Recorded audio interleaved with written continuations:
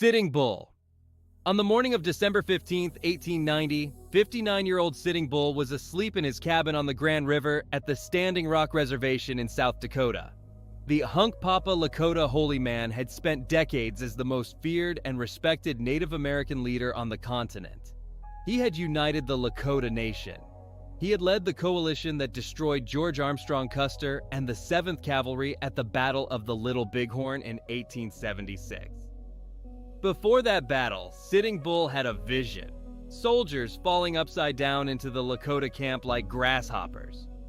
3 weeks later, Custer and 268 of his men were dead. But by 1890, the man who once commanded thousands of warriors was a reservation prisoner.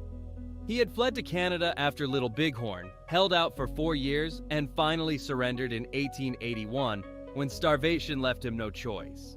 He told the soldiers he was the last man of his tribe to give up his rifle.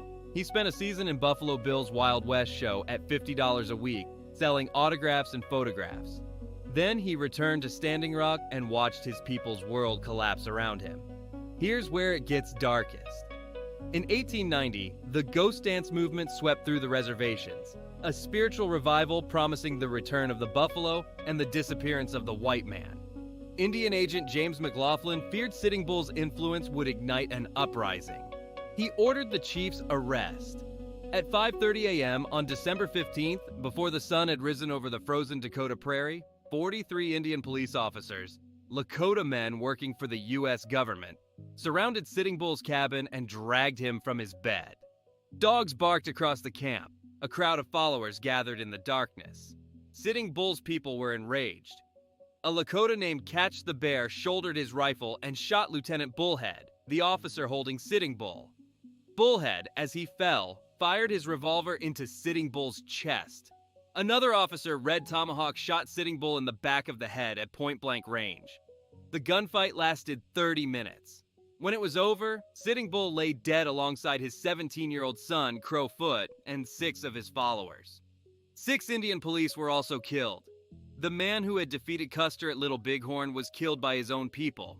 On orders from the government, he had spent his life resisting. His body was buried without ceremony at Fort Yates in a corner of the military cemetery. Authorities refused his family a public burial. 2 weeks later, the U.S. Army massacred nearly 300 Lakota men, women, and children at Wounded Knee, the final act in the destruction of everything Sitting Bull had fought to preserve. Tecumseh. On October 5th, 1813, 45-year-old Tecumseh stood in a patch of swampy woodland along the Thames River near Moraviantown in Upper Canada. The Shawnee chief had spent years building something no Native American leader had accomplished before. A confederacy of tribes stretching from Canada to the Gulf of Mexico, united against American expansion. He was a warrior at 15, a renowned battlefield commander by 30, and by 40 had become the most powerful indigenous political leader east of the Mississippi. But by October 1813, the Confederacy was crumbling. Tecumseh had allied with the British during the War of 1812, and together they had captured Detroit. However, after the American naval victory at the Battle of Lake Erie in September, British General Henry Proctor decided to retreat. Tecumseh was furious. He compared Proctor to a fat animal that drops its tail between its legs and runs. Tecumseh told his warriors he would retreat no farther. He positioned his remaining 500 men in the trees to the right of the British line and waited for the Americans. What happened next was swift. General William Henry Harrison's forces charged. The British line collapsed almost immediately. Proctor fled the battlefield. Tecumseh and his warriors fought alone in the thickets. After an hour of close combat, Tecumseh was killed. The Americans who overran his position didn't know him by sight, but they found a body they believed was the great Shawnee chief. Soldiers stripped and scalped the corpse. The next day, others peeled off strips of skin and tanned them into razor strops and leather souvenirs. Colonel Richard Mentor Johnson, who led the cavalry charge, claimed he had personally killed Tecumseh. He built an entire political career on that claim and eventually became the 9th Vice President of the United States, aided by the campaign slogan, "Rumsey Dumpsey, Colonel Johnson killed Tecumseh." Tecumseh's warriors told a different story, that they had carried his body from the field and buried it in a secret location. His final resting place has never been found. Osceola.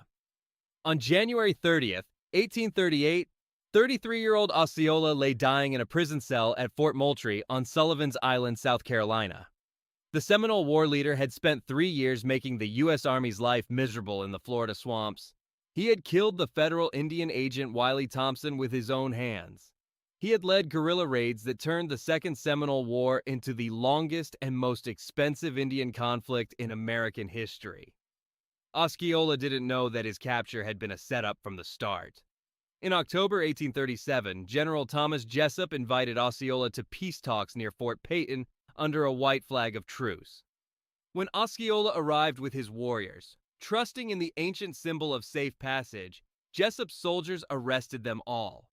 The betrayal shocked the American public.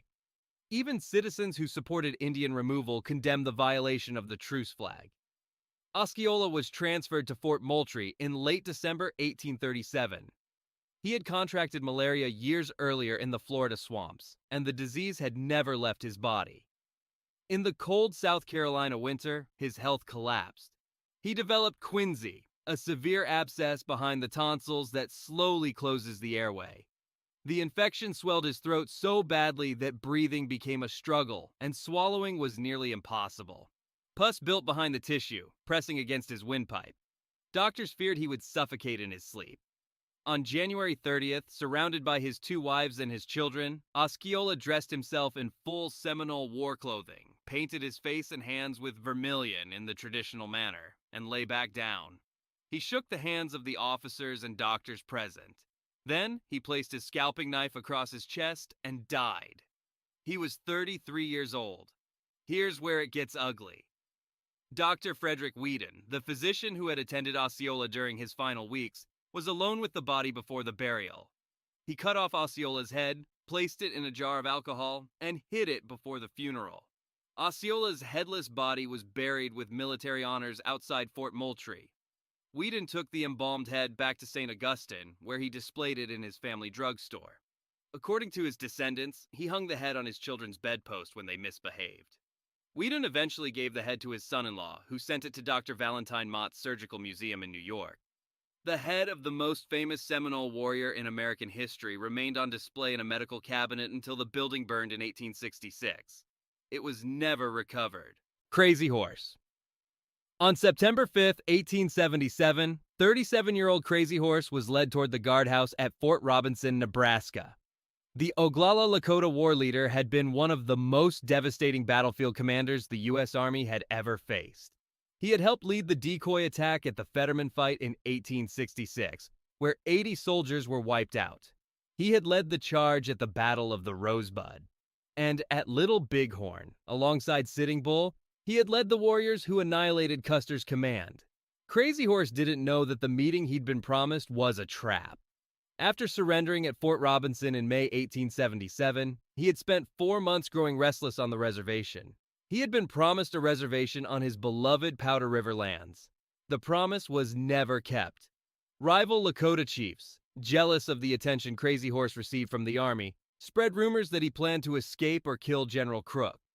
The Army decided he had to be arrested and sent to a military prison in the Dry Tortugas, off the coast of Florida, a tropical island prison for a man who had spent his entire life on the Great Plains.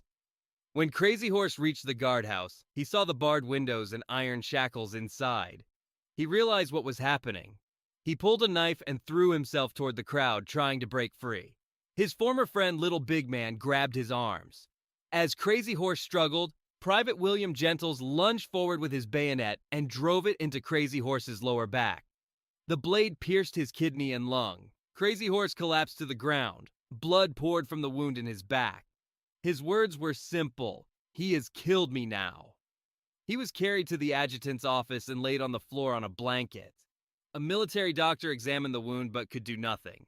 The bayonet had torn through vital organs. Crazy Horse died near midnight on September 5, 1877. He was 37 years old.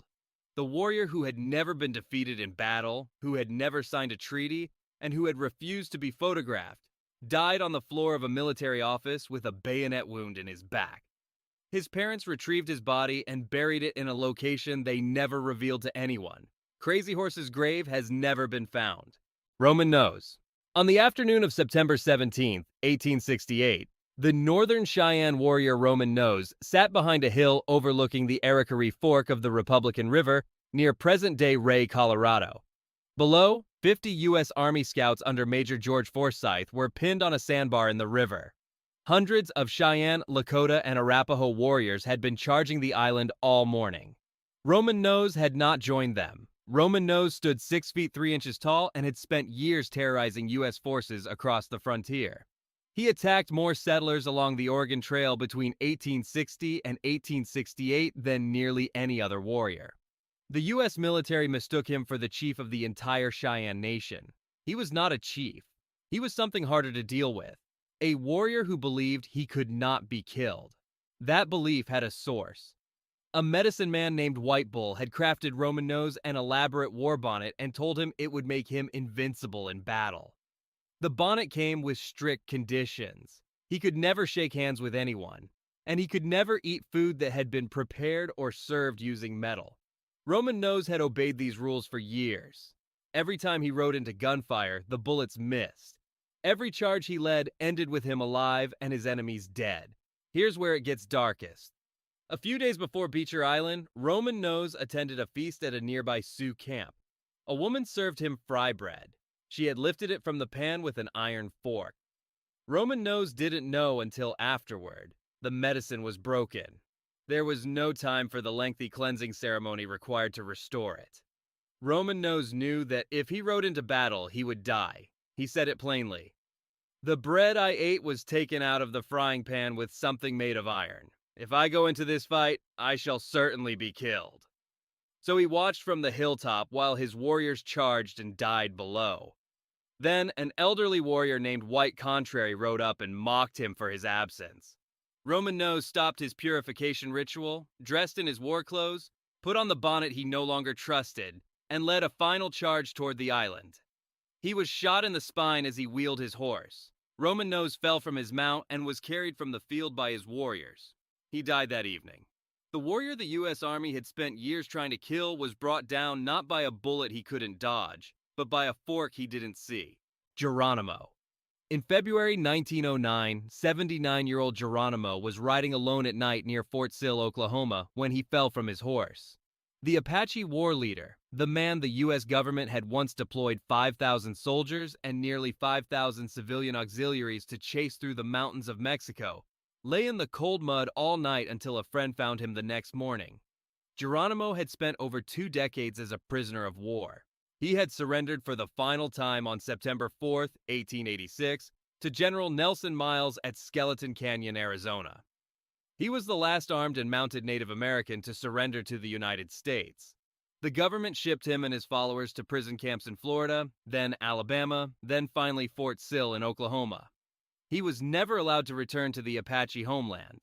Geronimo didn't know it at the time of his surrender, but he would spend the rest of his life in captivity. The warrior who had once outrun the entire U.S. Army spent his final years selling photographs of himself to tourists, making bows and arrows for souvenirs, and appearing at fairs and Wild West shows under armed guard. In 1904, he was put on display at the World's Fair in St. Louis. In 1905, he rode on horseback in President Theodore Roosevelt's inaugural parade. Afterward, he asked Roosevelt to let his people go home. Roosevelt refused, telling the old Apache that his people had bad hearts. Geronimo sold the buttons off his coat to spectators for $1 each, then sewed new ones on and sold those too. After the fall from his horse that February night, Geronimo developed pneumonia. He died on February 17, 1909, at the Fort Sill Hospital, still classified as a prisoner of war, 23 years after his surrender. His last words, spoken to his nephew, carried a lifetime of regret. "I should have never surrendered. I should have fought until I was the last man alive." He was buried at the Beef Creek Apache Cemetery at Fort Sill. But there was another layer to the story. In 1918, 9 years after Geronimo's death, members of Yale University's Skull and Bone Society, including Prescott Bush, grandfather of a future president, allegedly raided his grave and stole his skull. The society denied it. Geronimo's descendants filed a lawsuit in 2009 demanding the return of his remains. The case was dismissed. Whether the skull in the Skull and Bones tomb is actually Geronimo's has never been confirmed. The warrior who had evaded capture across thousands of miles of desert died in captivity, on land that was not his own, and may not have been left to rest even in death. Chief Joseph. On September 21, 1904, 64-year-old Chief Joseph of the Nez Perce was found dead in his teepee on the Colville Reservation in Washington state. His doctor reported the cause of death simply, a broken heart. Chief Joseph had led one of the most remarkable military retreats in American history. In the summer of 1877, when the U.S. Army came to force the Nez Perce from their ancestral Wallowa Valley in Oregon, Joseph and a coalition of Nez Perce bands, roughly 750 people, including only 200 warriors, with the rest women, children, and elderly, fought a running battle across 1,170 miles of mountain wilderness. For 4 months, they crossed the Bitterroot Mountains, navigated Yellowstone National Park, forded rivers in freezing temperatures, and outmaneuvered columns of soldiers sent from every direction. They defeated or fought to a standstill every U.S. force that engaged them. At Whitebird Canyon, at the Clearwater, at the Big Hole, at Canyon Creek. Generals who had fought in the Civil War called it one of the most skillful campaigns they had ever witnessed. They almost made it. On October 5, 1877, Colonel Nelson Miles caught them at the Bear Paw Mountains in Montana, just 40 miles from the Canadian border. After a 5-day siege in freezing conditions, with many of his warriors dead and his people starving and exhausted, Chief Joseph made a decision. He walked into the army camp, handed his rifle to Miles, and delivered words that would echo through American history. From where the sun now stands, I will fight no more forever. The army promised Joseph his people could return to their homeland. The promise was broken before the year was out. The Nez Perce were shipped to Indian Territory in Oklahoma, where malaria and despair killed dozens, including many of the children and elderly who had survived the retreat. Eventually, the survivors were relocated to the Colville Reservation in Washington state, still hundreds of miles from the Wallowa Valley. Chief Joseph spent the remaining 27 years of his life petitioning every president, every official, every audience who would listen for permission to go home. In 1879, he traveled to Washington, D.C. and addressed a gathering of cabinet members, congressmen, and diplomats, making the case for his people's return. The speech was widely praised. The request was denied. Every request that followed was denied. On September 21, 1904, Joseph sat by his fire in his teepee at Colville. He never stood up again. The doctor who examined him found no illness, no wound, no disease that should have killed a 64-year-old man. He recorded the cause of death as a broken heart. The man who once outran the U.S. Army across 4 states and 1,170 miles of mountain wilderness died sitting in a teepee on land the government chose for him, 40 miles short of Canada in 1877, and still hundreds of miles from home in 1904. If you enjoyed this video, subscribe for similar ones and feel free to drop suggestions for the next video in the comments.